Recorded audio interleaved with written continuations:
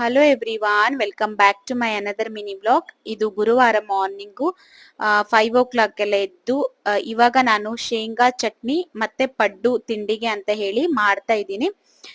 School ಮಕ್ಕಳಿಗೆ ಇಲ್ಲದೆ ಇರೋದ್ರಿಂದ ನಾನು 5 o'clockಗೆ ಎದ್ದೇಳ್ಬೇಕು, ಇಲ್ಲ ಅಂದ್ರೆ 4:30ಗೆಲ್ಲ ಎದ್ದಿಲ್ಲ ಅಂದ್ರೆ ಏನು ಕೆಲಸ ಕೂಡ ಆಗಲ್ಲ. ಮತ್ತೆ ನಾನು ಲಂಚ್ಗೆ ಅಂತ ಹೇಳಿ ಈ ತರದ್ದು ಸೋರೆಕಾಯಿ ಇರುತ್ತಲ್ವಾ, ಹಾಲ್ ಸೋರೆಕಾಯಿ ಅಂತ, ಸೊ ಈ ತರ ಸಿಗುತ್ತೆ. ಅದನ್ನ ಈ ತರ ದೊಡ್ಡ ದೊಡ್ಡ ಪೀಸ ಕಟ್ ಮಾಡ್ಕೊಂಡು ಒಂದು ಕುಕ್ಕರ್ ಅನ್ನ ತಗೊಂಡು ಅದಕ್ಕೆ ಎಣ್ಣೆನ ಹಾಕೊಂಡು ಅದಕ್ಕೆ ಬೆಳ್ಳುಳ್ಳಿ ಮತ್ತೆ ಒಣಮೆಣಸಿನಕಾಯಿ ಹಾಗೆ ಒಗ್ಗರಣೆ ಪದಾರ್ಥ ಮತ್ತೆ ಇಂಗು ಕರಿಬೇವು ಇಷ್ಟನ್ನ ಹಾಕಿ ಇವಾಗ ಈರುಳ್ಳಿನ ಹಾಕಿ ಅದು ಬೆಂದಿದ್ಮೇಲೆ ಇವಾಗ ಕಟ್ ಮಾಡಿ ಇಟ್ಕೊಂಡಿದ್ನಲ್ವಾ ಆ ತರಕಾರಿ ಪೀಸಸ್ ಅನ್ನೆಲ್ಲ ಹಾಕೋಬೇಕು. ಮತ್ತೆ ಸ್ವಲ್ಪ ಅರಿಶಿನ ಹಾಕೊಂಡು ಒಂದು 10 ನಿಮಿಷ ಬೇಯಿಸ್ಲಿಕ್ಕೆ ಇಟ್ಕೊಳ್ಬೇಕು.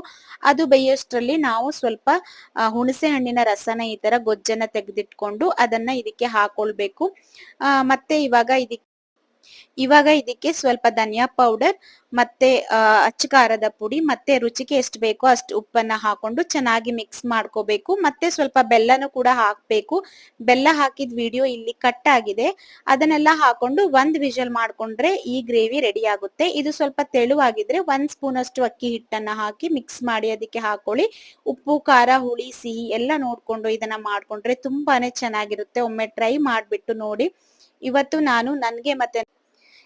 ನಾನು ನನ್ಗೆ ಮತ್ತೆ ನನ್ನ ಹಸ್ಬೆಂಡ್ಗೆ ಇಬ್ಬರಿಗೆನೆ ಲಂಚ್ ಬ್ಯಾಗ್ ನ ಹಾಕೊಳ್ತಾ ಇದ್ದೀನಿ.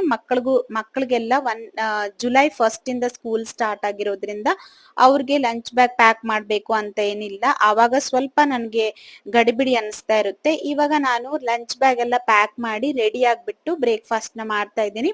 ಸೊ ಹೇಗನ್ಸಿತ್ತು ನನ್ನ ಮಿನಿ ವ್ಲಾಗ್ ಅಂತ ಹೇಳಿ ನನಗೆ ಖಂಡಿತ ಕಮೆಂಟ್ ಮಾಡ್ಬಿಟ್ಟು ತಿಳಿಸಿ.